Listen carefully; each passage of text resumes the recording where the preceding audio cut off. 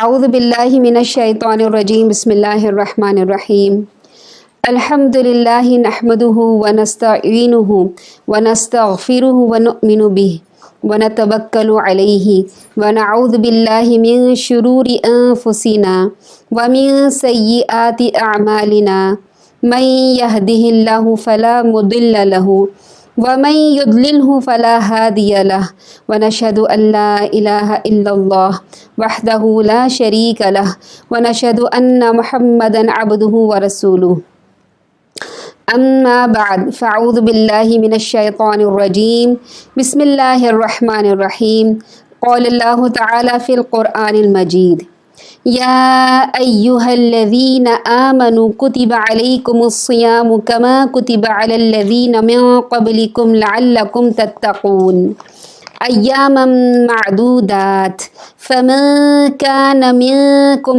مريضا أو على سفر فعدة من أيام أخر وعلى الذين يطيقونه فدية طعام مسكين فمن تطوع خيرا فهو خير له وأن تصوموا خير لكم إن كنتم تعلمون.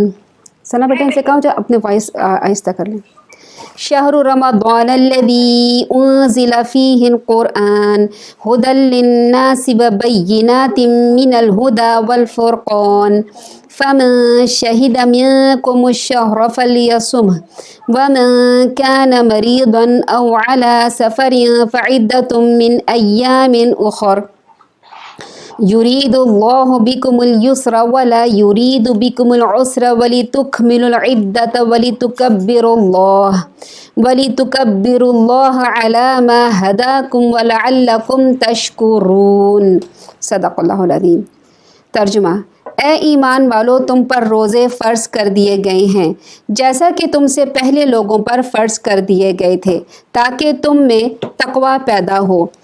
گنتی کے چند دن ہیں، پھر اگر تم میں سے کوئی بیمار ہو یا سفر پر ہو تو دوسرے دنوں سے گنتی پوری کر لے. اور جو لوگ روزہ رکھنے کی طاقت تو رکھتے ہوں اور رکھے نہیں تو اس کا فدیہ ایک مسکین کا کھانا ہے. اور جو شخص اپنی خوشی سے زیادہ بھلائی کرے یعنی زیادہ فدیہ دے دے تو یہ اس کے حق میں بہتر ہے. اگر تم روزے ہی رکھ لو تو اگر تم سمجھو یہی بات تمہارے حق میں بہتر ہے.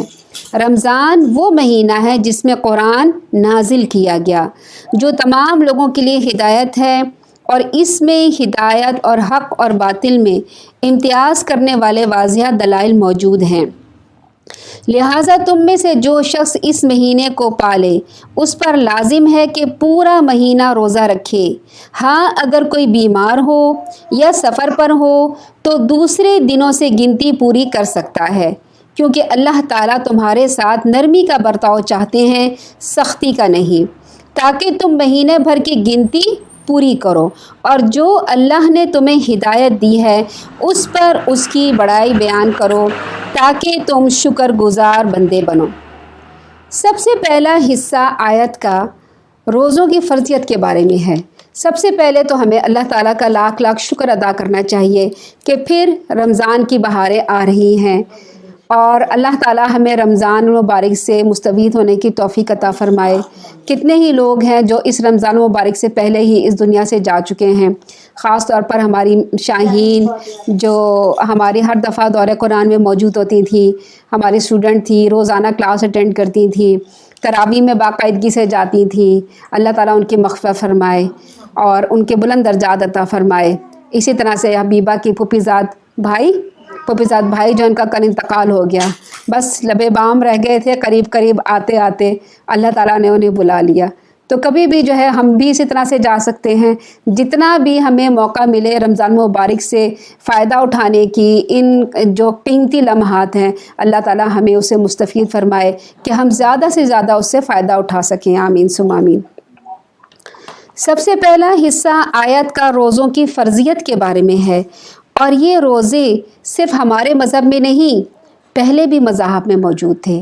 اب آپ کو معلوم ہے کہ یہودی بھی روزہ رکھتے ہیں، عیسائی بھی روزہ رکھتے ہیں، ہندو لوگ بھی روزہ رکھتے ہیں، لیکن ان کے روزہ رکھنے کی جو ٹائمنگ ہوتی ہیں وہ مختلف ہوتی ہیں۔ اچھا، کون سے مہینوں میں رکھنا ہے وہ ان کے مختلف ہوتا ہے، کس طرح سے اس میں روزہ رکھنا ہے وہ سب کچھ اس میں مختلف ہوتا ہے۔ حضرت آدم علیہ السلام سے لے کر اللہ کے رسول صلی اللہ علیہ وسلم تک جتنی شریعتیں آئی تھیں اس میں روزہ رکھنا فرض کر دیا گیا تھا۔ حدیث رسول صلی اللہ علیہ وسلم سے بھی پتہ چلتا ہے کہ روزہ فرض ہے۔ ایک روایت ہے کہ صحیح مسلم کی کہ اسلام کی بنیاد 5 چیزوں پر ہے۔ سب سے پہلا، گواہی دینا کہ اللہ کے سوا کوئی نہیں اور محمد صلی اللہ علیہ وسلم اللہ کے بندے اور رسول ہیں۔ نمبر 2، نماز قائم کرنا۔ نمبر 3، زکوٰۃ ادا کرنا۔ نمبر 4، بیت اللہ کا حج کرنا اور رمضان کے روزے رکھنا۔ یہ صحیح مسلم کی روایت ہے۔ رمضان کی فضیلت کے بارے میں بے شمار احادیث ہیں۔ ایک حدیث یہ بھی ہے کہ جنت میں ایک دروازہ ہے جسے ریان کہا جاتا ہے۔ قیامت کے دن پکارا جائے گا کہ روزے رکھنے والے کہاں ہیں؟ چنانچہ جو شخص روزہ رکھنے والا ہوگا وہ اس میں داخل ہو جائے گا، اور جو اس میں داخل ہو گیا اسے پھر کبھی پیاس نہیں لگے گی۔ یہ سنن ابن ماجہ کی روایت ہے۔ اس حدیث سے یہ پتہ چلتا ہے کہ قیامت کے دن بہت سخت پیاس لگے گی، اور وہ دن 50,000 سال کا ہوگا۔ معلوم ہوتا ہے کہ ریان وہ دروازہ ہوگا، ایک خاص دروازہ جنت کے راستے میں جانے کا، کہ اگر اس میں سے گزر جائے گا بندہ تو اسے پھر پیاس نہیں لگے گی جب تک وہ جنت میں پہنچ نہیں سکتا۔ تو کتنا ضروری ہے کہ ہم رمضان مبارک کے روزے رکھیں، جو چھوٹ جاتے ہیں اس کی بھی گنتی بعد میں پوری کر لیں۔ اگر کبھی روزہ توڑنے کی ضرورت پیش آئے تو ہم یہ دیکھیں گے آج کہ کن حالات میں توڑا جا سکتا ہے، ورنہ ایک بھی روزہ جان بوجھ کر ہم نے قضا نہیں کرنا، ہم نے جان بوجھ کر ایک بھی روزہ نہیں چھوڑنا، ورنہ پھر اس دروازے سے گزرنا ناممکن ہو جائے گا۔ پھر صحیح بخاری کی روایت ہے کہ ابن آدم کے تمام اعمال اس کے لیے ہیں سوائے روزوں کے، بے شک وہ میرے لیے ہے اور میں خود اس کا بدلہ دوں گا۔ یعنی اس کا اجر بے حساب ہے اور اس کا اجر چھپا ہوا ہے۔ کیوں چھپا ہوا ہے؟ کیونکہ ایک انسان جب روزے سے ہوتا ہے تو کسی دوسرے کو معلوم نہیں ہوتا کہ اس نے روزہ رکھا ہے، جب تک اس سے دریافت نہ کیا جائے، جب تک وہ بتائے نہ کہ میں تو روزے سے ہوں، کسی کو پتہ ہی نہیں چلتا۔ تو اللہ تعالیٰ نے بھی اس کا اجر چھپا کے رکھا ہے، ایک ہمارے لیے سرپرائز گفٹ رکھا ہے۔ جب میرا بندہ میرے لیے چھپ چھپ کے یہ کام کرتا ہے، عبادت کرتا ہے خالص میرے لیے، تو پھر میں ہی اس کو جزا دوں گا، میں اسے اپنی طرف سے سرپرائز گفٹ دوں گا۔ پھر وجہ کیا ہے روزہ رکھنے کی؟ اللہ تعالیٰ اس آیت میں فرماتے ہیں کہ روزہ رکھو تاکہ تمہیں تقوی حاصل ہو۔ اب تقوی کا کیا مطلب ہے؟ چونکہ یہ لفظ ذرا بھاری ہے، ذرا سوچنے میں، سمجھنے میں، ہضم کرنے میں تھوڑا مشکل ہوتا ہے، لیکن اس کو سمجھنا چاہیے۔ اسے کیسے؟ یعنی روزہ رکھ کے ہم اپنی جو خواہش ہوتی ہے نا، خواہش نفسانی، اس کو کنٹرول کر لیتے ہیں، اپنے آپ کو اس کے اوپر کنٹرول کرنا ہوتا ہے۔ جب ہم روزہ رکھ کر اپنے جسم کو بھوکا پیاسا رکھ کر اسے کنٹرول کر لیتے ہیں نا، تو پھر ہمیں تقوی حاصل ہوتا ہے۔ اب تقوی کیا چیز ہے؟ یعنی اپنے آپ کو گناہوں سے بچانا، گناہوں سے بچا کر معاشرے میں ایک مفید انسان بننا۔ سنا بیٹا لائٹ دوسری بڑی والی بھی جلا دو۔ یعنی روزہ رکھیں تو اگر ہم روزہ رکھیں اور روزہ رکھنے کے بعد اپنے آپ کو گناہوں سے بچانا شروع کر دیں، مثلاً کیا گناہ ہیں؟ جب ہم آن دا ہول پورے معاشرے میں دیکھتے ہیں کہ لوگ اگر ملاوٹ سے بچ جائیں، چلے رمضان المبارک میں ہی شروع کر دیں ملاوٹ سے بچنا، تو کیا ہوگا؟ روزہ رکھنے سے آپ کو وہ تقوی حاصل ہو رہا ہے جو آپ ملاوٹ کرنے سے رک رہے ہیں، آپ کو اللہ کا ڈر محسوس ہو رہا ہے، اللہ کی ناراضگی کا احساس آپ کے اندر آ رہا ہے کہ اللہ مجھ سے ناراض نہ ہو جائے، ایک تو میں نے روزہ رکھا ہے، ایک تو میں تراویحاں پڑھ رہا ہوں، ایک تو میں اور اوپر سے میں ملاوٹ کر رہا ہوں، تو چلو میں اس رمضان میں ملاوٹ نہیں کرتا۔ جھوٹ بول کر جو سامان بیچا جاتا ہے، جو ٹی وی میں طرح طرح کے اشتہارات آتے ہیں نا کہ یہ پاؤڈر آپ کے کپڑے کو بالکل صاف کر دے گا یا یہ شیمپو آپ کے بالوں کو بڑھا دے گا، لیکن جب گھر آتے ہیں تو کیا ہوتا ہے، وہ اس کے الٹ نکلتا ہے۔ تو جھوٹ بول کے مال بیچا جاتا ہے۔ تو اگر ہم رمضان المبارک میں روزہ اس نیت سے رکھیں کہ ہمیں تقویٰ حاصل ہوگا اور ہم برائیوں سے گناہوں سے بچ جائیں گے، تو کیا ہوگا، ہم جھوٹ بول کر مال نہیں بیچیں گے، اچھا سامان دکھا کر خراب سامان نہیں بیچیں گے۔ کیا ہوتا ہے، ہم نیٹ کے اوپر چیزیں دیکھتے ہیں، فلاں چیز بہت اچھی ہے، فلاں چیز بہت اچھی ہے، دراز پہ جاتے ہیں، آن لائن سامان خریدتے ہیں، تو اگر برانڈ کا نہ ہو یا کسی ایسے ان نون کو، تو گھر میں لا کے چیزیں کیا ہوتی ہیں کہ نیٹ پہ کچھ اور نظر آ رہی ہوتی ہیں اور جب ہم گھر پہ لاتے ہیں تو وہ کچھ اور ہی ہوتی ہیں۔ تو پھر اگر ہم رمضان مبارک میں یہ اس بات کی نیت کر لیں کہ ہم گناہوں سے بچیں گے، تو کیا ہوگا، اس طرح سے بھی کام کرنے سے بچ جائیں گے، گناہوں سے اپنے آپ کو بچائے۔ ایک انسان کہے گا کہ مجھے ڈر لگ رہا ہے اللہ تعالیٰ سے، میں نے روزہ رکھا ہے اللہ کی رضا کے لیے، اور میں یہ سامان کچھ اور دکھاؤں، بیچ دوں کچھ اور، تو یہ تو غلط بات ہے۔ انسان اس سے رک جائے، پھر حرام کمائی نہ کھائے۔ اب وہ انسان سوچے کہ میں حرام کمائی کسی کا مال غصب کر کے کھا رہا ہوں، میں اس سے بچاؤں، کیوں، اس کے دل میں ڈر پیدا ہو گیا ہے کہ اللہ تعالیٰ مجھ سے ناراض نہ ہو جائے، اللہ تعالیٰ کی محبت مجھ سے ختم نہ ہو جائے، تو میں ایسا کرتا ہوں کہ اس مہینے اپنا مال جو ہے وہ حرام نہیں کھاتا، حلال مال کماتا ہوں۔ پھر غیبت ہم لوگ جب ہم اپنے گھروں میں دیکھتے ہیں، آفیسز میں دیکھتے ہیں، اب گھروں میں تو اتنی زیادہ نہیں ہوتی ہے، آپ کو معلوم ہے جتنا آفیسز میں یہ اور جتنا کاروباری حلقے میں غیبت، چغلی اور حسد اور چغل خوری اور ایک دوسرے کی ٹانگ کھینچنا، یہ بہت زیادہ ہوتا ہے۔ تو اگر ہم اپنے آپ کو اخلاقی طور پر درست کرنا چاہیں تو کیا کریں کہ ہم نے تو روزہ رکھا ہوا ہے، اب روزہ رکھ کے ہم تلاوت بھی کر رہے ہیں، صبح صبح اٹھ کر سارے اذکار بھی کر رہے ہیں، رات کو تراویح میں بھی جا رہے ہیں، دن کو دورہ قرآن بھی اٹینڈ کر رہے ہیں، لیکن غیبت سے نہیں بچ رہے، چغل خوری سے نہیں بچ رہے، جھوٹ بولنے سے نہیں بچ رہے۔ تو جب اللہ کا ڈر، یعنی اللہ کا ڈر دل میں آئے گا اور یہ احساس دل میں آئے گا کہ مجھ سے اللہ کی محبت نہ کہیں ختم ہو جائے، اللہ تعالیٰ مجھ سے کہیں ناراض نہ ہو جائے، چلو اس مہینے میں اپنا جو ہے یہ کام جو ہے چھوڑ دیتا ہوں، تو کیا ہوتا ہے، اس انسان کو تقویٰ حاصل ہونا شروع ہو جاتا ہے۔ یعنی رمضان اس بات کی ٹریننگ دیتا ہے کہ آپ نے سارا سال کیسے رہنا ہے اور سارا سال کس طرح سے زندگی گزارنی ہے۔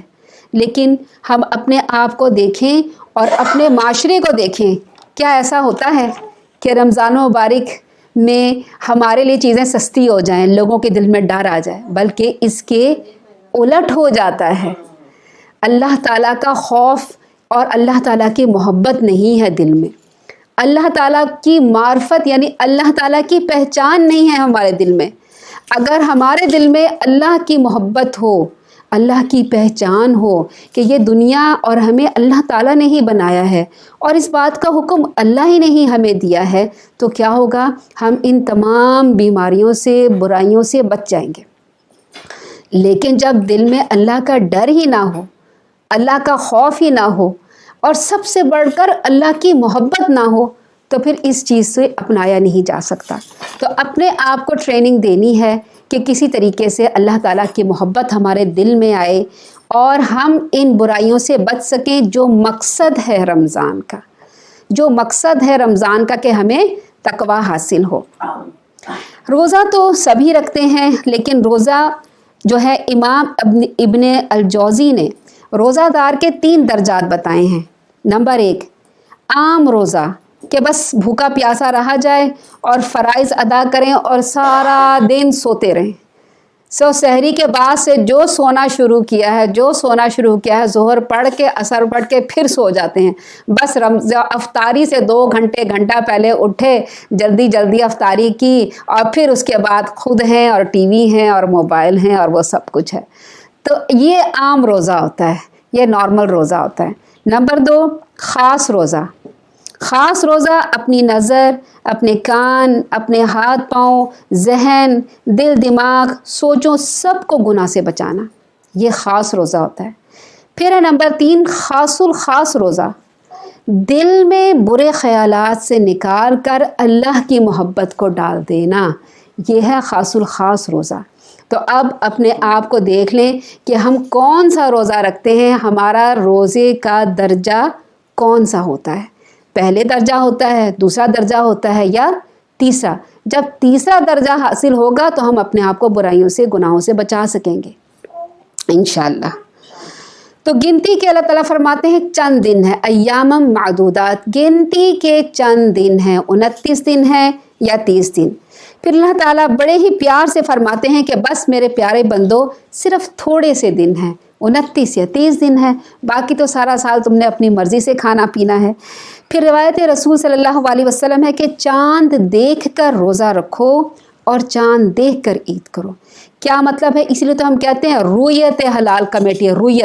رویت کا مطلب ہے کہ آپ زمین پہ کھڑے ہوں اور آپ کو آسمان پہ چاند نظر آ رہا ہو۔ یہ نہیں کہ آپ جہاز میں گئے ہیں تو آپ نے چاند دیکھ لیا، یا کسی دوسرے ملک سے اعلان ہوا کہ نہیں، آپ اپنے ملک کی زمین پہ کھڑے ہیں اور آپ نے آسمان پر چاند دیکھا، تو یہ ہوتا ہے رویت، یعنی دیکھنا۔ بخاری اور مسلم کی روایت ہے کہ چاند دیکھے بغیر رمضان کے روزے شروع نہ کرو اور چاند دیکھے بغیر رمضان ختم نہ کرو۔ اگر مطلع ابر آلود ہے تو مہینے کے 30 دن پورے کر لو۔ یعنی یہ شعبان کا مہینہ ہے نا، ہم نے رمضان المبارک کا چاند دیکھنا ہے۔ اب شام کو ہمارے ہاں بادل آ گئے، آسمان پہ گہرے بادل آ گئے، یا اس جگہ پہ بادل آ گئے جہاں پر چاند نکلنا ہے۔ اب پتہ ہی نہیں چل رہا کہ چاند نظر نہیں آ رہا، پورے ملک میں نظر نہیں آ رہا، کیا کریں گے؟ 30 شعبان پورے کریں گے۔ 30 شعبان پورے کرنے کے بعد اس کے بعد 31 تو ہوتا نہیں، اگلا دن جو ہوگا وہ رمضان المبارک کا ہوگا۔ اسی طرح رمضان المبارک میں 29 رمضان المبارک کے بعد چاند دیکھا جائے گا، زمین سے کھڑے ہو کر چاند دیکھا جائے گا۔ اگر تو وہاں پر بادل ہیں، گھنے بادل ہیں، یا اتنے حصے پہ بادل ہیں، تو 30 رمضان 30 روزے پورے کیے جائیں گے اور اگلے دن شوال کی عید ہوگی۔ ورنہ چاند نظر آ جائے گا تو پھر اس طرح سے تو آٹومیٹیکلی عید ہو جائے گی۔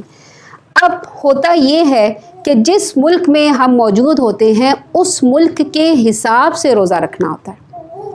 مثلاً اگر ہم سعودی عرب میں ہیں، وہاں پر اگر 29 کے بعد نظر آ گیا تو آپ نے وہاں کے مطابق روزہ رکھنا ہے۔ ہم سعودی عرب کے مطابق نہیں رکھ سکتے، کیونکہ چاند جب ہمارے ملک میں نظر آئے گا تو ہم نے رکھنا ہے۔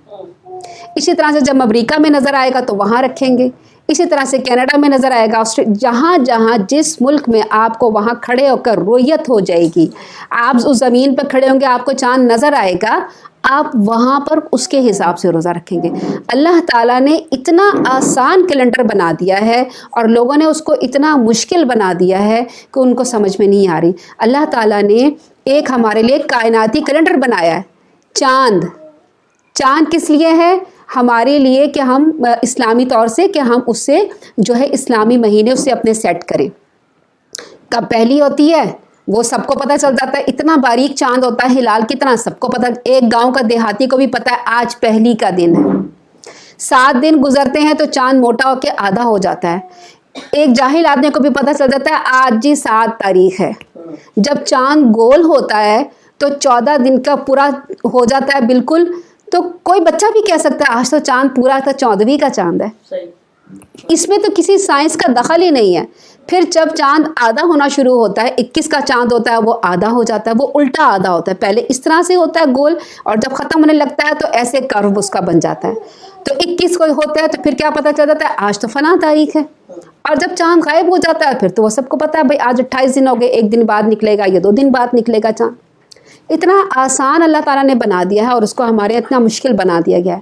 جو خواتین کے جتنے مسائل ہیں، نکاح کے مسائل ہیں، عدت کے مسائل ہیں، یہ سارے کے سارے چاند کے لحاظ سے ہوتے ہیں۔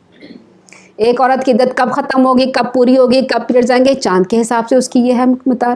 اس میں تو کوئی دو رائے ہے ہی نہیں۔ اللہ تعالیٰ نے اتنا آسان ہمارے لیے دین بنایا۔ سورج کو دیکھیں، کیلنڈر اللہ تعالیٰ نے ہمیں لگا دی، یہ نمازوں کے اوقات بتاتا ہے۔ سورج نکلنے سے پہلے فجر ہے، جب زوال کا ختم ہو جائے، زوال کے بعد شروع ہو جائے، جب یہ سورج 12 بجے یا جب 11 بجے جب زوال اس کا شروع ہوتا ہے، جب تھوڑا سا نیچے آئے سورج اترنے لگے تو آپ کی ظہر کی نماز ہے۔ پھر جب سائے ڈبل ہونے لگے تو عصر کی نماز ہے، پھر جب چھپ جائے تو آپ کے مغرب ہے، اور جب اندھیرا چھا جائے تو عشاء ہے۔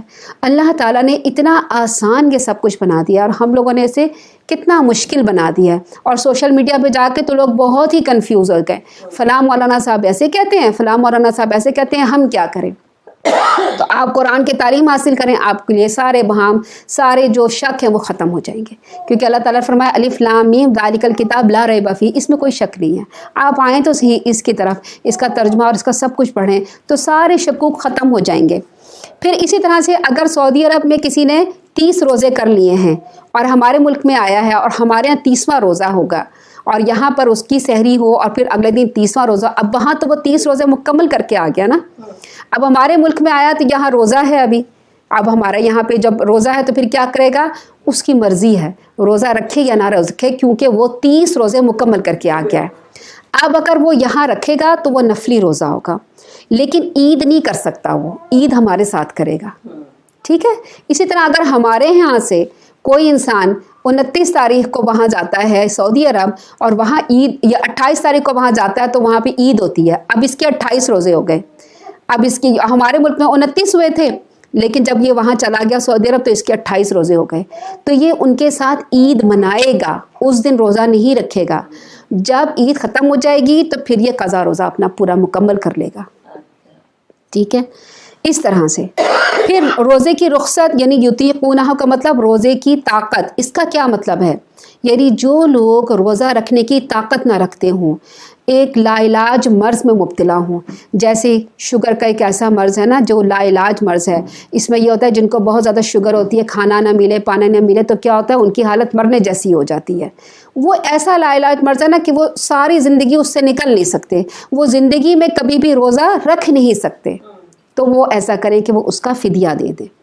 پھر رمضان کے بعد بھی پھر یہ ہے کہ بعض لوگ جو ہیں وہ جیسے بہت شدید قسم کے بیمار پڑ گئے، خدا نہ خواستہ ان کو کوئی ایسا مرض لاحق ہو گیا، جیسے ڈائریا ہو گیا یا کورونا ہو گیا یا کوئی سا بھی ایسا مرض لاحق ہو گیا کہ وہ اس دن روزہ نہیں رکھ سکتے، تو کیا کریں گے؟ نہ رکھیں اس دن روزہ، اس کی قضا کر لیجئے بعد میں۔ اچھا، فدیہ کیا ہوتا ہے اس میں؟ فدیہ یہ ہوتا ہے کہ 2.25 کلو گرام گندم جو ہوتی ہے وہ اس کی فدیہ ہوتی ہے، کہ آپ نے اس کے برابر فدیہ دے دینا ہے، یعنی گندم دے دیں یا اس کے برابر میں پیسے دے دیں، یا پھر آپ کیا کریں، کسی کو کھانا کھلا دیں، ٹھیک ہے؟ یہ اس کے لیے ہے جو سال میں کبھی بھی روزہ نہیں رکھ سکتا، اس کے لیے، جی یہ اس کے لیے نہیں، ہاں جو بیمار ہے جو نہیں رکھ سکتا، نہیں، جو انسان سال میں کبھی بھی روزہ رکھ سکتا ہے اس کے لیے فدیہ نہیں ہے، یہ اس کے لیے ہے جو زندگی میں کبھی بھی نہیں رکھ سکتا، ٹھیک ہے؟ پھر جو شخص سفر پر ہو یا دائمی بیمار ہو یا اسی وقت ایسا بیمار ہو کہ وہ روزہ نہ رکھ سکے تو بعد میں پورا کرے، وہ روزہ رکھے گا بعد میں۔ جو ایک انسان صحت مند انسان بعد، اب اگر کسی کا خدا نہ خواستہ ایکسیڈنٹ ہو جاتا ہے، ٹھیک ہے، اب وہ بے ہوشی کی حالت میں پڑا ہے 2 دن 3 دن، اس کے بعد جو 3 دن اس کے بچے ہیں نا، اور پھر وہ جب رمضان میں ٹھیک ہو گیا تو رمضان کے باقی روزے سب کے ساتھ رکھے گا، رمضان ختم ہونے کے بعد جتنے اس کے چھوٹے تھے وہ قضا کر کے پورا کرے گا، بعد میں پورے کرے، ایک روزے کے بدلے میں ایک ہی رکھے گا، ٹھیک ہے؟ اسی طرح سے خواتین کے مخصوص دن آ جاتے ہیں یا بچہ پیدا ہوتا ہے تو جب تک پاک نہ ہو روزے نہیں رکھیں گی، لیکن جب پاک ہو جائیں تو پھر فوراً روزے رکھیں گی۔ اب ہمارے یہاں ایک مسئلہ ہے، ایک کانسیپٹ ہے کہ 40 دن تک جو ہے وہ عورتیں وہ روزہ نہیں، نماز نہیں پڑھتی اور روزہ وغیرہ سب چھوڑ دیتی ہیں، ایسا نہیں ہوتا۔ آپ کو پتہ ہے پیریڈز کے دن مختلف ہوتے ہیں، 3 دن سے لے کر 10 دن تک لیڈیز کے پیریڈز ہوتے ہیں، کسی کو 3 دن ہوتے ہیں، کسی کو 5 دن ہوتے ہیں، کسی کو 7 دن ہوتے ہیں، کسی کو، یہ ہر ایک کی اپنی عادت ہوتی ہے۔ اچھا، 3 دن کے بعد پاک ہو گئی تو وہ نہا دھو کے نماز روزہ سب کرتی ہیں، جس کے 10 دن کے بعد نہا دھو کے پاک صاف ہو گئی وہ اس کے بعد۔ اسی طرح سے جو بچہ پیدا ہونے کے بعد جو 40 دن ہوتے ہیں نا، وہ زیادہ سے زیادہ دن ہوتے ہیں، جو نفاس جو آتا ہے نا بچے کے بعد بلڈ، اس کو کہتے ہیں۔ اب اس میں بھی عورت، بعض لوگ 10 دن کے بعد پاک ہو جاتی ہیں، بعض 15 دن کے بعد پاک ہو جاتی ہیں، بعض 20 دن کے بعد پاک ہو جاتی ہیں، بعض 30 دن کے بعد۔ جیسے ہی پاک ہو جائیں فوراً، جیسے ہی ہم 40 دن کے اندر جب بھی پاک ہو جائیں، نہائیں دھوئیں، نماز پڑھیں، روزہ رکھیں، سارے کام کریں۔ جب آپ سفیدی دیکھ لیں، پیریڈز ختم ہو گئے، لیکن 40 دن اس لیے کہا جاتا ہے کہ 40 دن کے بعد جو ہے وہ پیریڈ شروع ہوتے ہیں، نفاس کا ٹائم ختم ہو جاتا ہے۔ جی آپ کیا کہہ رہی تھیں؟ یہ جو آپ نے کہا کہ 3 دن یا کسی کے 7 دن، کسی کے 10 دن، جی جی، تو یہ تو 3 دن کا تو اس میں نہیں، 7 دن کا بچتی جگہ ہے نہیں 3 دن سے شروع ہوتا ہے، نہیں 3 دن کسی کو پیریڈز آتے ہیں، 3 دن کے بعد چوتھے دن بھی وہ پاک ہو سکتی ہے، یعنی 3 دن سب سے کم ٹائم ہے۔ اگر 2 دن کسی کو پیریڈز آئیں گے تو وہ پیریڈز نہیں ہیں، وہ بیماری ہے، ٹھیک ہے۔ 3 دن جس کو آئیں گے وہ کیا ہے، پیریڈز ہیں، اور 10 دن جس کو آئیں گے وہ پیریڈز ہیں۔ 10 دن کے بعد لگاتار جس کو آتے رہتے ہیں وہ بیماری ہے، وہ پیریڈز نہیں ہے، ٹھیک ہے، بات کلیئر ہو گئی۔ اسی طرح جب بچہ پیدا ہوتا ہے تو اس کو 40 دن کے اندر جتنا بلڈ ہوتا ہے وہ سب کا سب بچے کے پیدا ہونے کے بعد کا ہوتا ہے۔ جب فارغ ہو گئے، آپ نے سفیدی دیکھ لی، آپ نہائیں دھوئیں، پاک صاف ہوئیں، نمازیں پڑھیں، اپنے روزے رکھیں۔ رمضان میں پاک ہوئیں، فوراً روزہ رکھنا شروع کر دیں۔ شام کو آپ نے، صبح آپ نے سحری کھانی اور اپنے سب کچھ کرنا ہے۔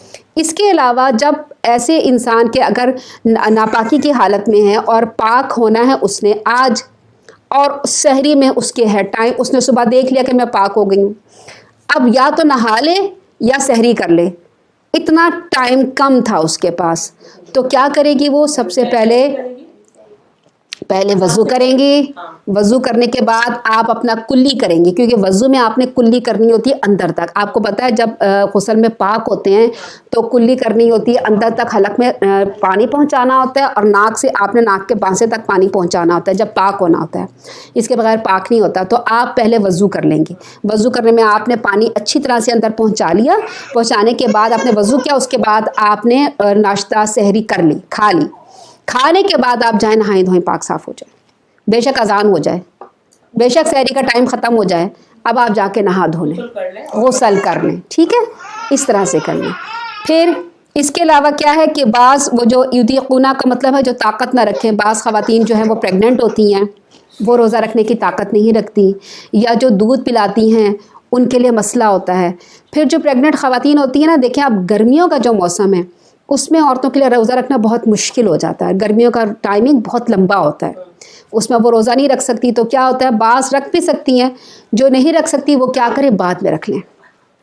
اسی طرح سے دودھ پلانے والی خواتین ہوتی ہیں، جب مستقل بچے کو دودھ پلاتی ہیں اس میں عورتوں کو کمزوری آ جاتی ہے، ظاہر سی بات ہے، تو پھر کیا ہوتا ہے، اس کے لیے ہماری شریعت نے حکم دیا ہے کہ آپ جو ہیں بعد میں رکھ لیں۔ لیکن عورتیں جو خود رکھ سکتی ہیں، ان کو طاقت ہے اور وہ کہیں کہ ہم رکھ سکتی ہیں، ٹھیک ہے، رکھنے دیں ان کو، ٹھیک ہے۔ لیکن اگر کبھی بیچ میں ایسا آ جائے، 3 دن 4 دن تک انہوں نے دودھ پلایا، 5ویں دن ان کی حالت غیر ہو گئی ہے، روزہ رکھا ہے، تو اب توڑنے کی نوبت آ گئی، کیا کریں، بچے کو پلائیں، بچہ رو رہا ہے، خود نہیں ہے، تو کیا کریں، کھول لیں روزہ اور بچے کو دودھ پلا لیں اور اپنی جان پہ نہ کھیلیں، آسانی رکھیں۔ اسی طرح شوگر والے پیشنٹ ہوتے ہیں، وہ کہتے ہیں ہم بھی رکھیں گے، جو ظاہر ہے سب کا دل کرتا ہے روزہ رکھنے کو، وہ روزہ رکھتے ہیں، 4 دن رکھا، 5، پھر اس کے بعد ان کی حالت غیر ہو گئی۔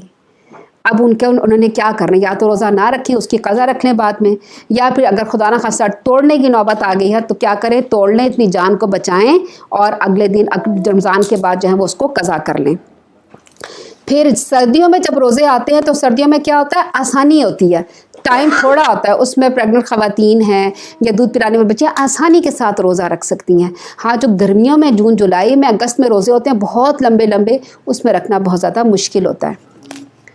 جی یہ جو ابھی آپ نے بات کہی پیریڈ والی، جی جی تو مطلب پوری لائف میں جی جتنے بھی رمضان آتے ہیں پیریڈ، جی جی جی اس کے بعد شادی، جی جی جی سوا مہینہ ہوا، پھر جی جی یہ سب، تو اور یہ پیریڈ والے روزے رمضان میں قضا ہوتے ہیں، جی جی ان کو پورا کرنا ہے، ان کا پورا کرنا ہوتا ہے۔ جو روزے چھوٹ جاتے ہیں لیڈیز کی اپنی مخصوص حالات کی وجہ سے، کیا کریں، آپ اسے سال میں کبھی بھی رکھ سکتے ہیں، ضروری نہیں کہ آپ فوراً رمضان کے بعد، نہیں، آپ سردیوں میں رکھ لیں۔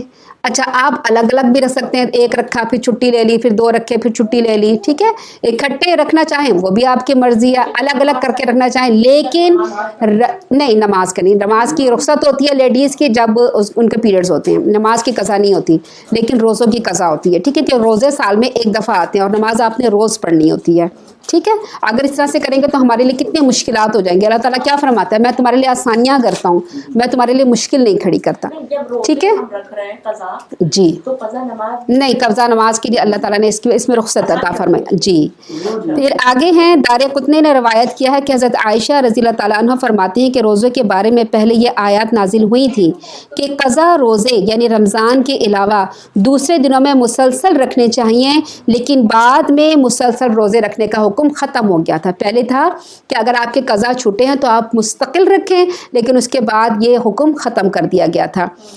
پھر اس کے بعد حضرت انس بن مالک سے روایت ہے کہ رسول اللہ صلی اللہ علیہ وسلم نے فرمایا, اللہ تعالیٰ نے مسافر کو روزہ مؤخر کرنے یعنی دیر سے رکھنے اور نصف نماز کی رخصت دی ہے, یعنی نماز کو قصر کرنے کی رخصت دی ہے, جبکہ حاملہ اور دودھ پلانے والی عورت کو روزہ مؤخر کرنے کی رخصت دی ہے.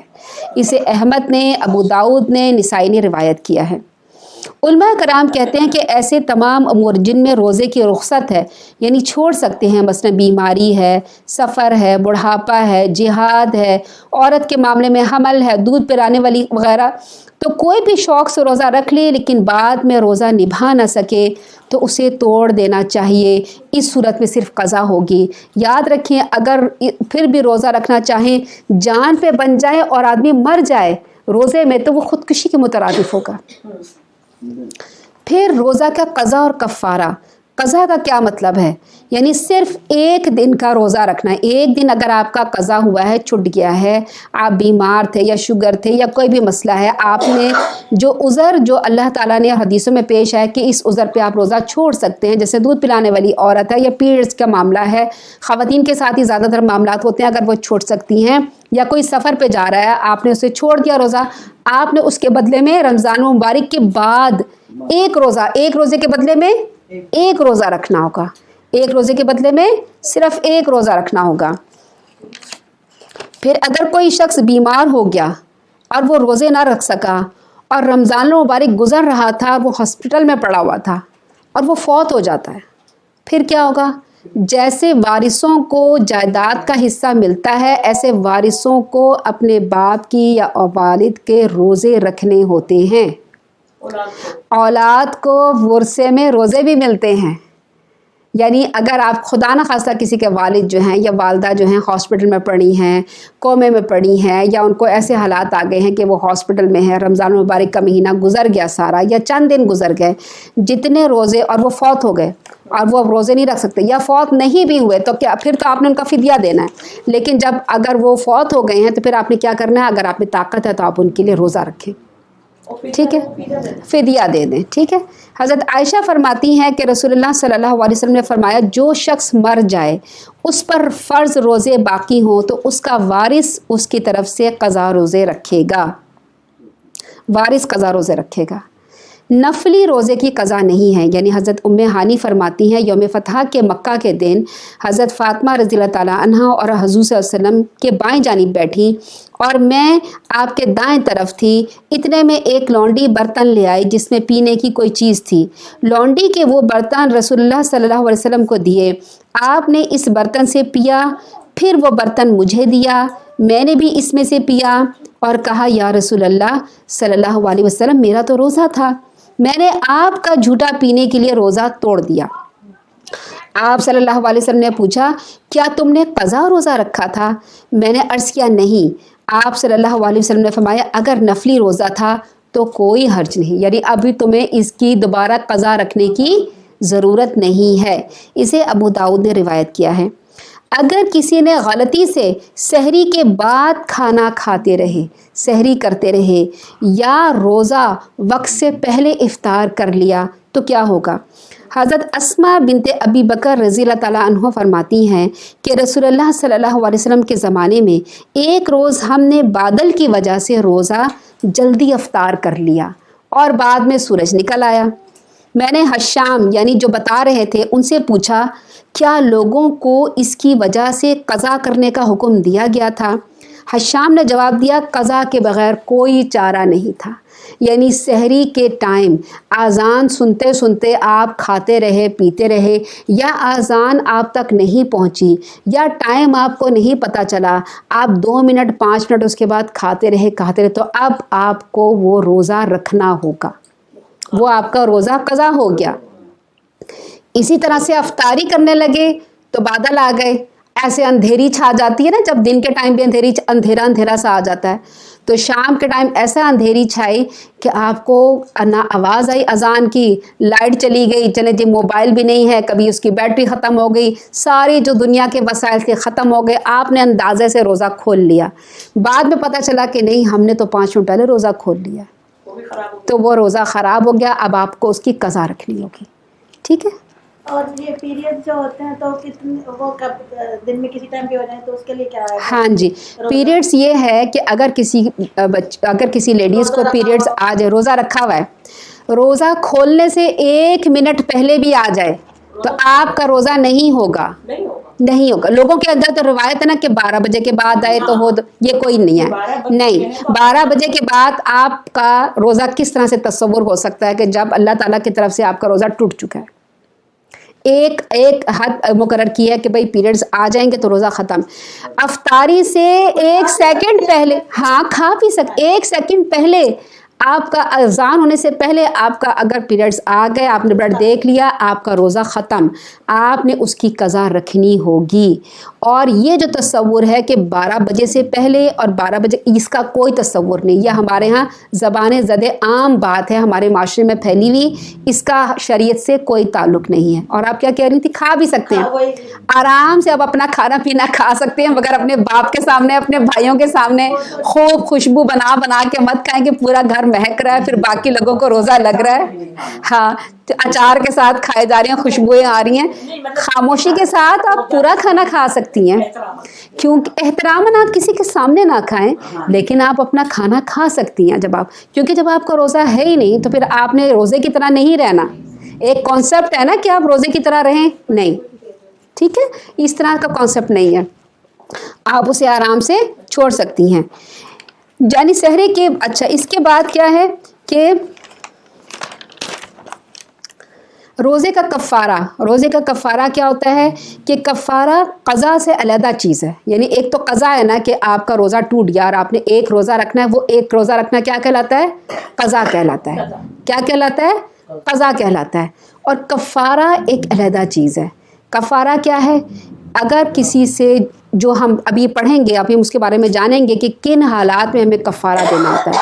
کفارہ کیا ہوتا ہے؟ ایک غلام آزاد کرنا، یا 2 مہینے کے مسلسل روزے رکھنا، 2 مہینے، اگر بیچ میں گیپ آ جائے تو پھر آپ نے دوبارہ سے پہلے سے روزہ رکھنا ہے، دوبارہ سے گنتی کرنی ہے، 2 مہینے کے بغیر نان اسٹاپ مسلسل روزے رکھنا، یا 60 محتاجوں کو کھانا کھلانا، یہ کفارہ کہلاتا ہے۔ یہ ایک روزہ جو جان بوجھ کر رمضان میں نہیں رکھا یا توڑ دیا، یا رمضان کے دوران کوئی بھی آپ نے ایسا کام کیا جس سے روزہ ٹوٹ جاتا ہے، زواجی تعلق قائم کر لیا، تو روزہ باطل ہو جائے گا، اس کی قضا بھی ہوگی۔ اور آپ نے کیا کرنا ہے؟ یہ جی، یا تو 60 مسکینوں کو کھانا کھلانا ہے، یا 60 روزے مستقل رکھنے ہیں، یا ایک غلام آزاد کرنا ہے۔ 60 مسکینوں کو کھانا کھلانا ہے، 1 دن کھلانا ہے، 3 دن کھلانا ہے؟ 60 مسکینوں کو 1 دن آپ ایک دفعہ میں کھلا دیں، یا آپ 60 دن میں کھلائیں، یا آپ کتنے دن میں بھی کھلائیں، یا آپ کے پر ڈیپینڈ کرتا ہے کہ آپ اس کو کس طرح سے لے کے، جی کفارے کی کنڈیشن ہے، ٹھیک ہے۔ اچھا، روزے کو کس طرح سے ٹوٹ جاتا ہے؟ روزے کے دوران ازدواجی تعلق قائم کرنے سے روزہ باطل ہو جاتا ہے، اس پر کفارہ بھی ہے اور قضا بھی ہے، یعنی وہ کفارہ بھی ادا کرے گا اور قضا بھی۔ جان بوجھ کر کھا پی لیا، یا روزہ تھا غلطی سے کھا پی لیا، پھر جب پتہ چلا کسی نے بتایا اوہو، یا یاد آیا کہ ہمارا روزہ تھا، اس کے بعد بھی کھاتے پیتے رہے، اس کے بعد بھی کھاتے پیتے رہے، تو آپ کا روزہ باطل۔ اگر آپ کو پتہ چل گیا کہ غلطی سے ہم نے کھایا، اسی وقت رک گئے، اپنے منہ کو صاف کر لیا اور توبہ کر لی، تو پھر کیا ہے؟ آپ کا روزہ برقرار رہے گا، ٹھیک ہے، اس میں آپ کا روزہ نہیں ٹوٹے گا۔ روزہ جب ٹوٹے گا جب آپ اس کے بعد ایک گھونٹ بھی اپنی جان، چلو اب تو روزہ ٹوٹ گیا، اب میں اچھی طرح پی لوں، تو اب آپ کا روزہ نہیں ہوگا، باطل ہو جائے گا۔ मुर्तद हो गया नाउज़ बिल्ला, कोई इंसान मुसलमान ही नहीं रहा तो उसका रोज़ा टूट जाएगा। ब्लड लगवाना, खून लगवाना, खून की बोतल लगवाई, उससे आपका रोज़ा टूट जाएगा। रोज़े की नीयत ही ख़त्म कर दी, मैं रोज़ा ही नहीं रखता, उसका रोज़ा टूट जाएगा। बेहोश हो गया एक इंसान, बेहोश होने से क्या होता है, रोज़ा टूट जाता है। फिर जो ग़िज़ा आवर इंजेक्शन, ग्लूकोज़ या कोई ऐसी ताकत का आपने इंजेक्शन लगवा लिया या ड्रिप चढ़ा ली जिससे आपको ताकत महसूस हो, उससे भी आपका रोज़ा टूट जाता है। हज़रत सईद मुसैयब रज़ी अल्लाह तआला अन्हु कहते हैं कि एक आदमी नबी करीम सल्लल्लाहु अलैहि वसल्लम के पास आया और कहा, मैंने रमज़ान का रोज़ा तोड़ दिया है। नबी करीम सल्लल्लाहु अलैहि वसल्लम ने उसे फरमाया, सदका करो, अल्लाह ताला से माफ़ी मांगो और रोज़े की क़ज़ा अदा करो। यानी ये उस वक़्त के बारे में फ़रमाया गया था। और हमारे लिए क्या है कि अगर इस तरह से हम रोज़ा तोड़ दें जानबूझ के तो क्या है, कफ़ारा लाजमी देना होगा। हज़रत अबू हुरैरा से एक बड़ी मशहूर रिवायत है कि हम नबी सल्लल्लाहु अलैहि वसल्लम के पास बैठे थे कि एक सहाबी आए और कहने लगे, या रसूलुल्लाह सल्लल्लाहु अलैहि वसल्लम मैं हलाक हो गया। नबी अकरम ने पूछा, क्या बात है? उसने कहा, मैं रोज़े की हालत में बीवी से मिल बैठा। रसूलुल्लाह सल्लल्लाहु अलैहि वसल्लम ने पूछा, क्या तू एक ग़ुलाम आज़ाद कर सकता है? उसने कहा नहीं। नबी करीम सल्लल्लाहु अलैहि वसल्लम ने फिर दरियाफ्त किया, क्या 2 माह के मुसलसल रोज़े रख सकते हो? उसने कहा नहीं। नबी ने पूछा, क्या 60 मस्कीनों को खाना खिला सकते हो? उसने कहा नहीं।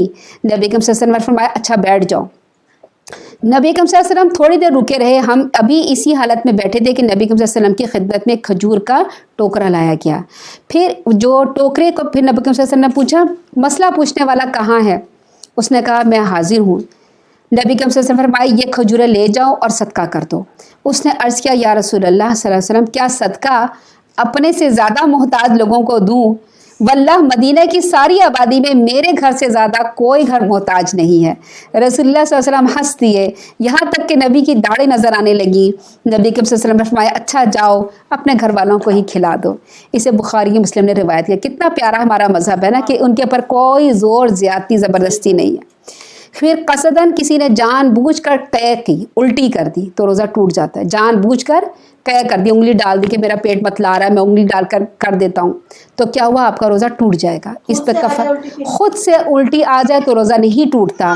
जानबूझकर उल्टी लेके, अभी मतली हो रही है और इस तरह से इंसान भारीपन महसूस कर रहा है, उसने कहा मैं उंगली डाल के एक दफ़ा निकाल ही देता हूँ, क्या कर ली जानबूझ के, तो रोज़ा टूट गया, उस पर क़ज़ा वाजिब है। क्या मुंह भर के आने से फिर भी नहीं टूटता? नहीं, अगर जानबूझकर नहीं, अगर जानबूझे के बगैर आ जाए तो फिर टूट जाता है। फिर औरतों के अगर पीरियड शुरू हो जाएं तो उस दिन उस औरत का रोज़ा टूट जाता है। ठीक, ऐसे रोज़े की क़ज़ा है, ऐसे रोज़े की क़ज़ा है। जब पीरियड्स आ गए ना तो फिर क्या, बच्चा पैदा हुआ तो उसके बाद उसको सिर्फ क़ज़ा करनी होगी, उसे कफ़ारा लाजिम नहीं आएगा। ठीक है, उसके बाद वो काम जिनसे रोज़ा नहीं टूटता, वो काम जिनसे रोज़ा नहीं टूटता, भूल चूक से खा पी लेने से रोज़े को तोड़ देता है, मकरूह नहीं होता। हज़रत अबू हुरैरा रज़ी अल्लाह तआला अन्हु से रिवायत है कि नबी करीम सल्लल्लाहु अलैहि वसल्लम ने फरमाया, जब कोई भूल कर खा पी ले तो अपना रोज़ा पूरा करो, क्योंकि उसे अल्लाह ने खिलाया पिलाया है। ये बुखारी की रिवायत है। मसवाक करने से रोज़ा मकरूह नहीं होता। हज़रत आमिर बिन रबिया से रिवायत है कि मैंने नबी करीम सल्लल्लाहु अलैहि वसल्लम को रोज़े की हालत में इतनी बार मसवाक करते देखा है कि गिन नहीं सकता, इतनी दफ़ा मसवाक करते थे। इसे बुखारी ने रिवायत। जी, टूथपेस्ट भी कर सकते आप। टूथपेस्ट एक पेस्ट है और उसका जायका है और आपके मुंह में जाएगा और आपका जायका गले में जाएगा। आप टूथपेस्ट नहीं कर सकते, हाँ मसवाक कर सकते हैं। खाली ब्रश कर सकते हैं जिसमें टूथपेस्ट का जायका ना हो। ठीक है, गर्मी की शिद्दत से रोज़ादार सर में पानी बहा सकता है, इससे रोज़ा मकरूह नहीं होता है। कुल्ली करने और नाक में पानी चढ़ाने से बचें। वैसे तो आपको जब इसीलिए कहा जाता है ना कि जब आपने पाक हो तो उससे पहले, सहरी से पहले वज़ू करें, नाक में पानी चढ़ाएं और कुल्ली कर लें, हलक तक पानी ले जाएं।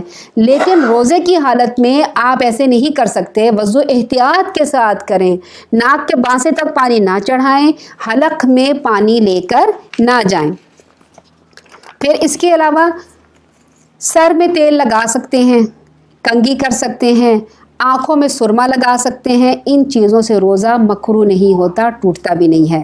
कान या आँख में, कान कुछ नहीं होता, सोएं जागे जो मर्जी करें, तेल लगा सकते हैं। कान या आँख में दवा डाल सकते हैं। ठीक है, ऐसे डाल सकते हैं कि हलक नाक ना पहुंचे। यानी यहाँ पर आपने, आपके नाक में कोई तकलीफ है, आपने यहाँ पे ऑइंटमेंट लगा दी नाक में, वो हलक तक ना जाए। ठीक है, हलक نہیں، یہاں تک اگر آپ نے آئنمنٹ لگا دیا تو حلق تک نہیں جائے گی، لیکن اگر آپ نے ڈراپ ڈالے ہیں تو وہ آپ کے حلق تک پہنچ جائیں گے، تو پھر آپ کا روزہ ٹوٹے گا. ٹھیک ہے، آپ کے یہاں پہ زخم ہے، آپ کے ناک میں زخم ہے، آپ نے کریم لگا لی، آئنمنٹ لگا لی، وہ آپ کے ناک میں نہیں جائے گی. آپ کے ہونٹ میں تکلیف ہے، آپ نے ایسی کریم لگائی جو آپ اسے حلق میں نہیں لے کے جا سکتے، تو آپ لگا سکتے ہیں، لیکن ڈراپ ڈالیں گے تو وہ آپ کے حلق میں چلا جائے گا، پھر روزہ ٹوٹ جائے گا. آنکھوں میں سرما لگا سکتے ہیں، بعضوں کا ہوتا ہے نا کہ آنکھ میں سرما لگایا ہے تو بلغم میں آ گیا سرما، کچھ تو لوگ کہتے ہیں کہ کیا کریں، تو سرمے کی اجازت ہے کہ آپ سرما لگا سکتے ہیں. ہنڈیا کا ذائقہ چکھنا، یعنی ایسا انسان جو بہت زیادہ سخت مزاج ہو اور وہ کھانے پکانے میں بہت زیادہ بیوی کو تنگ کرتا ہو، اور اس کے ڈر سے خوف سے بیوی جو ہوگا میرا اگر ہنڈیا میں نمک یا کوئی بھی ایسی چیز مسئلہ پڑے گی، میرا شوہر میرے سے سختی کرے گا، تو اس طرح سے چکھ سکتے ہیں کہ زبان پہ رکھیں، اسے تھوک دیں، اسے اندر لے کے نہ جائیں. زبان پہ چکھا آپ نے، زبان پہ آپ کو ذائقہ پتہ چل گیا، پھر آپ اس کو تھوک دیں، کلی کر لیں، آپ اس کو نہیں کر سکتے، اندر نہیں لے کے جا سکتے. اسی طرح سے اگر بات کرتے کرتے کوئی کیڑا یا مکھی غلطی سے حلق میں چلا گیا، اب وہ تیزی سے آیا حلق میں چلا گیا اور اب آپ بیٹھیں کیا کریں، تو آپ کو روزہ نہیں ٹوٹے گا. ٹھیک ہے. روزہ دار گرمی کی شدت میں کپڑا پانی تر کر کے بدن پہ رکھ سکتا ہے، اس سے روزہ مکروہ نہیں ہوتا. بچے کو دودھ پلا سکتے ہیں، اس سے بھی روزہ بھی مکروہ نہیں ہوتا. اگر کسی پہ غسل فرض ہو لیکن دیر سے اٹھے تو سحری کھا کر غسل کر سکتا ہے، البتہ کھانے سے قبل وضو کر لینا چاہیے. پھر روزے میں ہم کپنگ یعنی ہجامہ کروا سکتے ہیں، پچنے لگوا سکتے ہیں، اس کو پچنے بھی کہتے ہیں نا. حضرت عبداللہ بن عباس فرماتے ہیں کہ نبی کریم صلی اللہ علیہ وسلم روزے کی حالت میں پچنے لگواتے تھے، اسے بخاری نے روایت کیا ہے. یعنی ہجامہ جو آپ کو پتہ ہے جسے ہم ہجامہ کہتے ہیں، کپنگ کہتے ہیں، وہ کروا سکتے ہیں، کیونکہ وہ تو بلڈ نکالنا ہے نا، بلڈ ڈالنا تو نہیں ہے. کوئی بھی چیز آپ نے اپنے جسم میں ڈالی ہے، جیسے بلڈ کا ایک بوٹل لگوائی ہے یا گلوکوز لگوایا، وہ آپ ڈال رہے ہیں جسم میں تو آپ کا روزہ ٹوٹ جائے گا، لیکن آپ نکال رہے ہیں تو نہیں ٹوٹے گا. وہ کام جو روزے کی حالت میں جائز نہیں ہے، یعنی ایسے کام جو نہیں کرنے چاہیے، جیسے غیبت کرنا، جھوٹ بولنا، گالی دینا، لڑائی جھگڑے کرنا، روزے کی حالت میں کیا بغیر روزے کی حالت میں بھی جائز نہیں ہے. حضرت ابو ہریرہ سے روایت ہے کہ نبی کریم صلی اللہ علیہ وسلم نے فرمایا جو شخص روزہ رکھ کے جھوٹ بولے اور اس پر عمل کرنا نہ چھوڑے تو اللہ تعالیٰ کو اس بات کی کوئی ضرورت نہیں ہے کہ وہ کھانا پینا چھوڑ دے. یہ تو پھر وہ ڈائٹنگ کر رہا ہے نا، یہ تو پھر اس کا وہ اس میں آ جائے گا. اخلاقیات کا درس ہمیں اس میں دیا گیا، اسے بخاری نے روایت کیا، کیونکہ روزے کا مقصد ختم ہو جائے گا، وہ تقوی حاصل نہیں ہوگا جو روزے کا مقصد ہے. حضرت ابو ہریرہ سے روایت ہے کہ رسول اللہ صلی اللہ علیہ وسلم نے فرمایا روزہ ڈھال ہے، لہٰذا جب کوئی روزہ رکھے تو فحش باتیں نہ کرے، بیہودہ پن نہ دکھائے. اگر کوئی دوسرا شخص روزہ دار سے گالی گلوچ کرے یا جھگڑے تو روزہ دار کہہ دے بھائی میں روزے سے ہوں، تمہاری باتوں کا جواب نہیں دے سکتا. یعنی روزے کی حالت میں بیہودہ فحش بات کہنا، جہالت کے کام یا گفتگو کرنا منع ہے.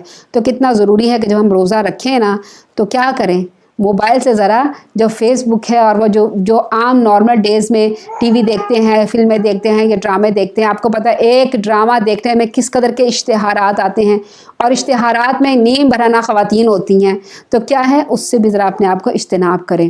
جب تک روزہ رکھے اپنے آپ کو ان چیزوں سے بچا کے رکھیں. پھر روزے کی حالت میں کلدی کرتے وقت ناک میں اس طرح پانی نہ ڈالیں کہ حلق تک پہنچنے کا اندیشہ ہو. حضرت لقید بن صبرہ اپنے باپ سے روایت کرتے ہیں کہ میں نے کہا یا رسول اللہ صلی اللہ علیہ وسلم وضو کے بارے میں مجھے کچھ بتائیے. نبی کریم صلی اللہ علیہ وسلم نے فرمایا وضو پورا کرو، انگلیوں کے درمیان خلال کرو، ناک میں اچھی طرح پانی ڈالو، لیکن اگر روزہ ہو تو ایسا نہ کرو. اسے ابو داؤد اور ترمذی نے روایت کیا ہے. پھر اس کے علاوہ جو ممنوع اور مکروہ روزے ہوتے ہیں، یعنی وہ روزے جن سے وہ ایسے کام جن سے ہمارا روزہ مکروہ ہو جاتا ہے، وہ کیا ہوتا ہے کہ عید الفطر اور عید الاضحیٰ کے دن روزے نہیں رکھے جاتے، اس دن روزہ رکھنا مکروہ ہے. حضرت ابو عبید رضی اللہ تعالیٰ عنہ کہتے ہیں کہ میں نے عمر بن خطاب کے ساتھ نماز عید ادا کی.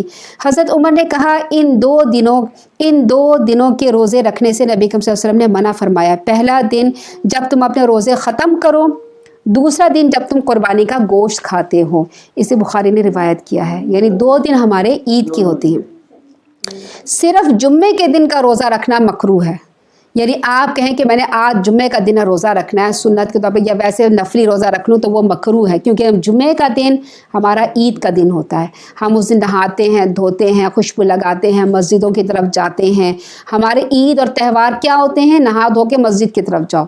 तो जुम्मे का दिन हमारा ईद का दिन होता है, उस दिन रोज़ा रखना मकरूह है। हाँ, अगर किसी को टाइम नहीं मिलता, वो नफली रोज़ा रखना चाहता है, उसे सोमवार और जुमेरात का टाइम नहीं मिला, वो बहुत दूर ऑफिस से बहुत दूर मुशक्क़त करके आया है, या मजदूरी करके आया है, या कारोबार या सफ़र करके, अब उसका दिल कर रहा है रोज़ा रखने को कि मैं नफली रोज़ा रखना चाहता हूँ, तो रख ले, क्योंकि उसके पास बाकी दिन को टाइम नहीं होता। लेकिन बाकी लोगों के पास टाइम होता है, तो वो किस दिन रख सकते हैं? सोमवार को और जुमेरात को रोज़ा रख सकते हैं। अगर कोई शख्स सोमो विसाल ना करे, यानी शाम के वक़्त रोज़ा अफ्तार ना करे और कुछ खाए पिए बगैर अगला रोज़ा रख ले, ये रोज़ा अल्लाह के रसूल सल्लल्लाहु अलैहि वसल्लम रखते थे, उसे कहते थे सोमो विसाल। यानी अल्लाह के रसूल सल्लल्लाहु अलैहि वसल्लम अफ्तार के वक़्त अफ्तारी नहीं करते थे, बग़ैर अफ्तार के अगले दिन का रोज़ा रख लेते थे। फिर सहरी में सहरी नहीं करते थे, बग़ैर सहरी किए अगला रोज़ा रख लेते थे। फिर अगले दिन अफ्तार नहीं करते थे, बग़ैर अफ्तारी के अगले दिन का रोज़ा रख लेते थे। इस तरह से वो रोज़े मुस्तकिल रखते रहते थे। सहाबा कराम ने जब देखा तो फरमाया कि हम भी ऐसा रोज़ा रखेंगे। तो अल्लाह के रसूल ने फरमाया कि तुम मेरे जैसे नहीं हो, मुझे तो अल्लाह ताला खिलाता और पिलाता है, तो मैं ऐसे रोज़ा रख सकता हूँ। अल्लाह ताला ने अल्लाह के रसूल सल्लल्लाहु अलैहि वसल्लम ने अपनी उम्मत को ऐसे रोज़े रखने से मना फरमाया है।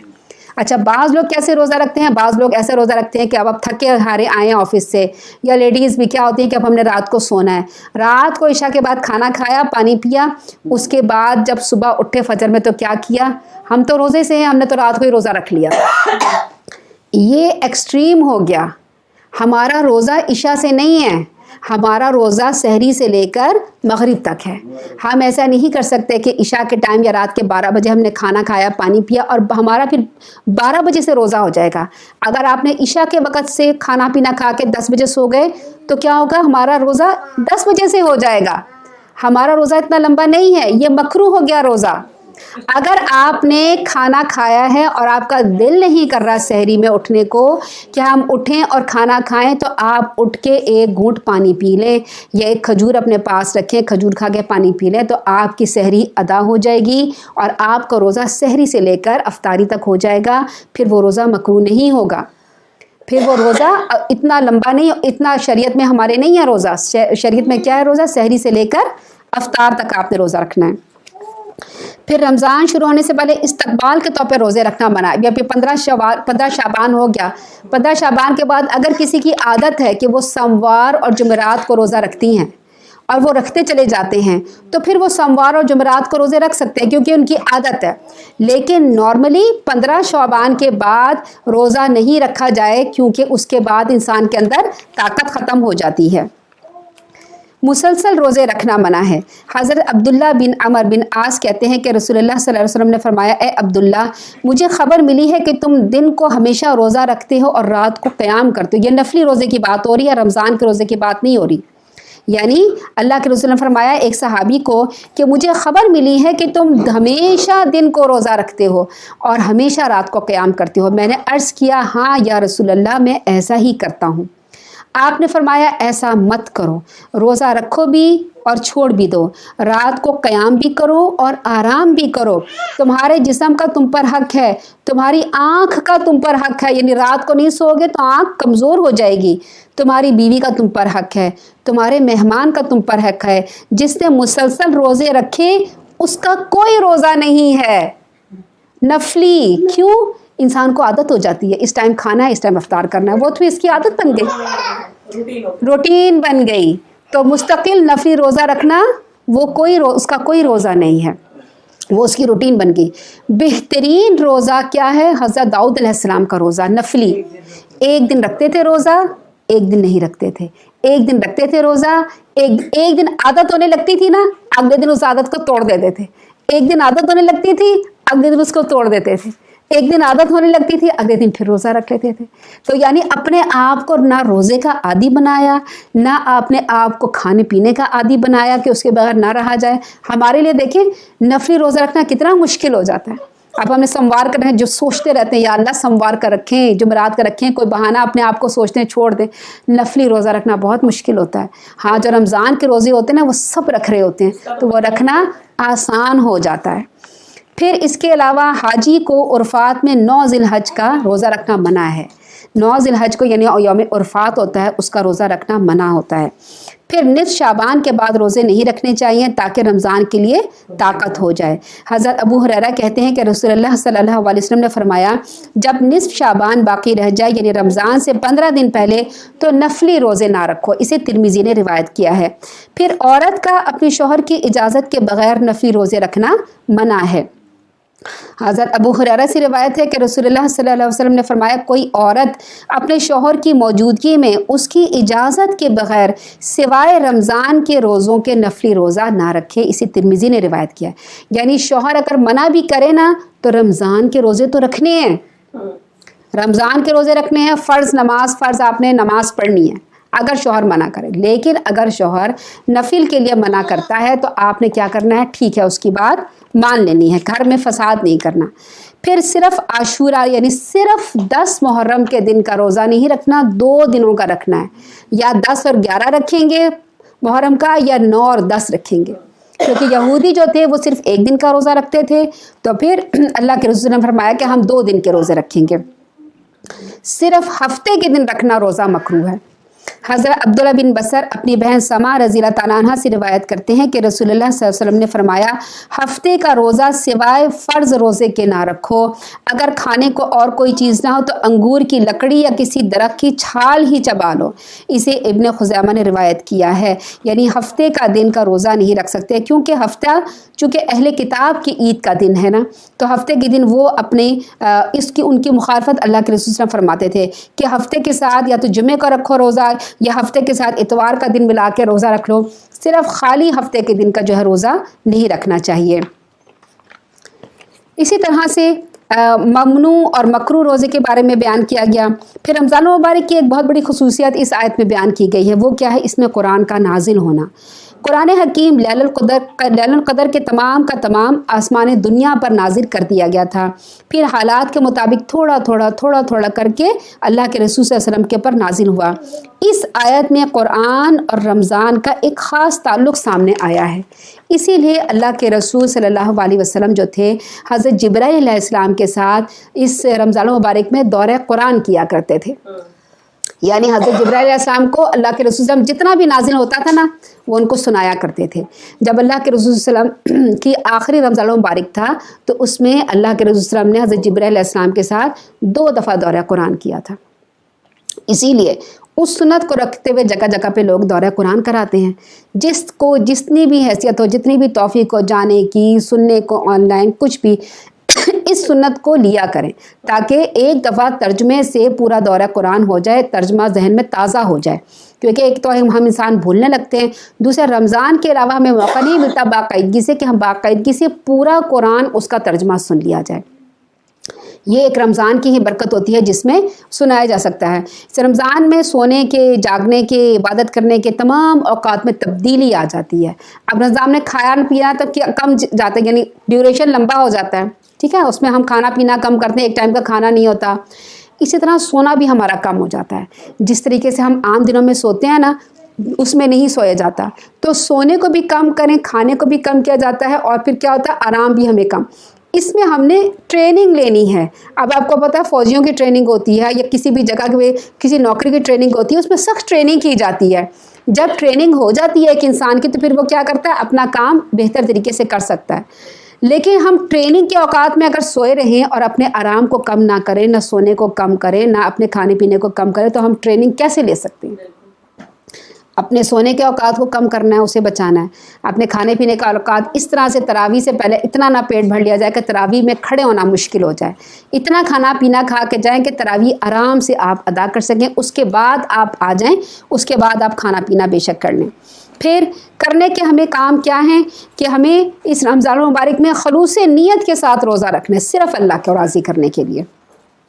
किसी शरई उज़र के बग़ैर रोज़ा ना तोड़ें, ना छोड़ें। कोई बहुत ही मुश्किल आ गई है, कोई बहुत ही मुसीबत आ गई, इंसान के खुदा ना खास्ता कोई ऐसा आ गया है कि बीमार हो गया है, कोई ऐसी बात आ गई है कि आपको रोज़ा तोड़ना पड़ गया है, कहीं सफ़र में जाना पड़ गया है, खुदा ना खास्ता किसी का एक्सीडेंट हो गया है, कोई बहुत शदीद बीमार पड़ गया है, उसके अलावा रोज़ा ना तोड़ें। तिलावत कलाम पाक ज़्यादा से ज़्यादा करें, क्योंकि ख़ाली पेट में कुरान ज़्यादा समझ में आता है। अब आपका ब्लड जो होता है ना, वो सर्कुलेट जो करता है, वो मैदे की तरफ नहीं जाएगा जब खाली पेट, वो आपके दिमाग की तरफ जाएगा। जब दिमाग की तरफ जाएगा, आप कुरान पढ़ेंगे तो कुरान समझ में आएगा। खाना खाने के बाद या हम नॉर्मल रूटीन में क्या होता है, हमें इतना कुरान समझ में नहीं आता। इसीलिए रमज़ान और कुरान दोनों का चूड़ी दामन का साथ है, इसीलिए ज़्यादा कुरान पढ़ा जाता है, इसीलिए दौरे कुरान किया जाता है, इसीलिए तरावी में पढ़ा जाता है, इसीलिए हुक्म है कि कुरान मुस्तकिल पढ़े जाएं। कि खाली पेट होता है तो दिमाग में खून होता है, वो इंसान ज़्यादा समझ में आता है। फिर क़यामुल लैल करें, जितनी तौफ़ीक हो, तरावी पढ़ें जितनी तौफ़ीक हो, कसरत से बहुत ज़्यादा दुआएं करें रमज़ान मुबारक में। फिर दुरूद शरीफ का बहुत ज़्यादा करें कि बहुत ज़्यादा दुरूद शरीफ पढ़ें, हर वक्त एक दुरूद शरीफ की तस्बीह पढ़ते रहें। इस्तिग़फ़ार अल्लाह ताला से बहुत ज़्यादा करें। रोज़ा अफ्तार करें, रोज़ा अफ्तार करवाएं। फिर इस दफ़ा इंशाअल्लाह हम रमज़ान मुबारक में जो दौरा कुरान करेंगे, उसमें हम कुरान के मिसालों को हाईलाइट करेंगे इंशाअल्लाह। कि कुरान में जितनी मिसालें हैं उनको देखेंगे कि वो अल्लाह ताला ने क्यों दी हैं, मिसालें किस लिए आती हैं, उन मिसालों की वजूहात क्या हैं, उन मिसालों की हिकमत क्या है, फिर उनसे हम क्या सबक हासिल, इसमें क्यों मिसालें दी गई हैं, उन मिसालों को हम हाईलाइट करेंगे। उनको इंशाअल्लाह अल्लाह ताला की मदद से समझने की कोशिश करेंगे और उसके मुताबिक अपनी ज़िंदगी को इंशाअल्लाह बदलेंगे। अल्लाह ताला से दुआ है कि अल्लाह ताला हमारे ये रमज़ान मुबारक खैर और आफियत के साथ गुज़रे, अच्छी तरह से, भरपूर तरह से और खुलूस नियत के साथ रोज़ा रखने की तौफ़ीक अता फ़रमाए। और जो लोग इस दुनिया से जा चुके हैं इस रमज़ान मुबारक से, अल्लाह ताला उन सब की मग़फ़िरत फ़रमाए। अल्लाह ताला हम सबको खैर और आफ़ियत के साथ रमज़ान मुबारक पूरा करने की, तिलावत कलाम पढ़ने की, तरावी करने की तौफ़ीक अता फ़रमाए। अल्लाह ताला कुरान को समझना हमारे लिए आसान कर दे, कुरान की मिसालों को समझना समझाना या रब्बुल आलमीन आप हमारे लिए आसान कर दें। कुरान को दुरुस्त क़िराअत से पढ़ने की तौफ़ीक अता फ़रमाएँ, जैसे नाजिल हुआ है वैसे पढ़ने की तौफ़ीक अता फ़रमाएँ या रब्बुल आलमीन।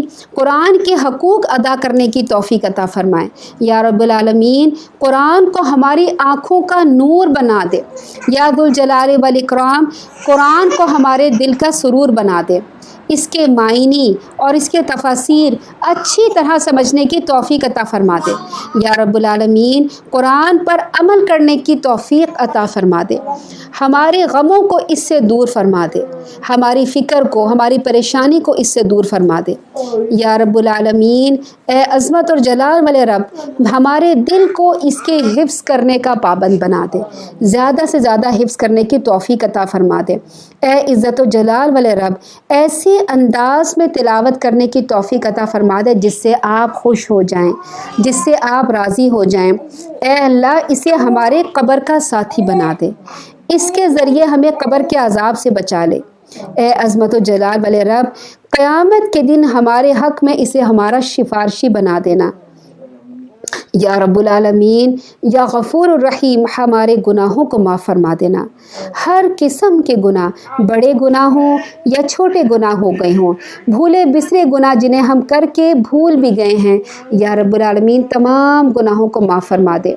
हमारे वालिदैन के गुनाहों को, हमारे बहन भाइयों के गुनाहों को, हमारे रिश्तेदारों के गुनाहों को, हमारे शौहर, हमारे बच्चों के गुनाहों को, हमारे दोस्तों के, हमारे शागिर्दों के, हमारे उस्तादों के गुनाहों को माफ़ फरमा दे या रब्बुल आलमीन। हमें हकूक़ अल्लाह और हकूक़ुल इबाद अदा करने की तौफ़ीक अता फ़रमा दे, हमें हर बीमारी से बचा ले, हमें मोहताजी वाली ज़िंदगी से बचा ले या रब्बुल आलमीन। हमें माजूरी से बचा ले या रब्बुल आलमीन, हमें मोहताजी वाले बुढ़ापे से बचा ले या रब्बुल आलमीन। या दुल जलाल वल इकराम, हमें कब्र के अज़ाब से बचा ले या रब्बुल आलमीन। हमें रसूलुल्लाह सल्लल्लाहु अलैहि वसल्लम की शफ़ाअत नसीब फरमा दे या रब्बुल आलमीन। हमें हौज़े कौसर अता फ़रमा देना या रब्बुल आलमीन। आखिरत में क़यामत के दिन हमें अर्श अज़ीम का साया नसीब फरमा देना या रब्बुल आलमीन। अपना प्यारा दीदार नसीब कर देना या रब्बुल आलमीन। हमें जहन्नुम की आग से बचा लेना, जहन्नुम के अज़ाब से बचा लेना या रब्बुल आलमीन। हमें जन्नतुल फ़िरदौस में दाखिला अता फ़रमाना یا رب العالمین ہمیں اپنے والدین کے لیے صدقہ جاریہ بنا دینا، یا رب العالمین ہماری اولاد کو ہمارے لیے صدقہ جاریہ بنا دینا، یا رب العالمین بغیر رکاوٹ کے خیر اور عافیت کے ساتھ رمضان المبارک کی سعادت سے یا رب العالمین اس کی سعادت حاصل کرنے کی توفیق عطا فرما دینا، آمین ثم آمین۔ سبحانک اللہم و بحمدک نشہد ان لا الہ الا انت نستغفرک و نتوب الیک۔ اللہم صلی علی محمد و علی آل محمد کما صلیت علی ابراہیم و علی آل ابراہیم انک حمید مجید۔ اللہم بارک علی محمد و علی آل محمد کما بارکت علی ابراہیم و علی آل ابراہیم انک حمید مجید۔